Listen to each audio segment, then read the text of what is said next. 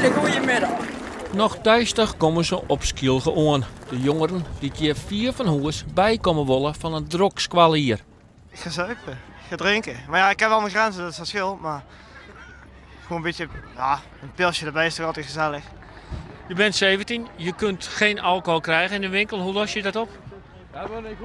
Ja, een vriend van ons die is 18, dus ja, die haalt dat gewoon. Jij bent 18, hè? Ja. Jij regelt de alcohol voor de hele groep? Dat is wel de bedoeling. En dus instappen maar op wij naar de supermarkt. Die het om in te slaan, maar zonder ID-kaart slag het deze meisje net. Ja, er wordt elke keer gevraagd naar je identiteitskaart, ja. Ze controleren wel goed. Ja, iedereen. Als je geen 18 bent, krijg je het niet mee. Ik denk tot nu toe dat het heel goed gaat.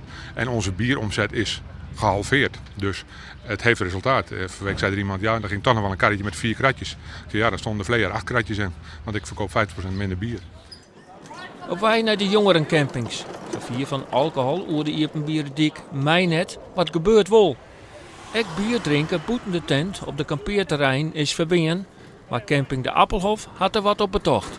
Nou, bij ons bij de tent, daar heb je een streep. En dat is een wit gemarkeerd voorbij je tent, waar ook de picknicktafel op staat. En daaronder staat privé. En dat betekent gewoon dat je daar gewoon je alcohol mag nuttigen.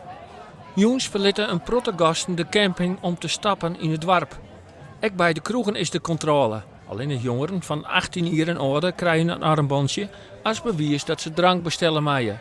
Gewoon minderjarigen omzielen dit probleem. Gewoon, je kan eigenlijk iedereen wel vragen die 18 is van kun je een biertje voor me halen en dan heb je een biertje.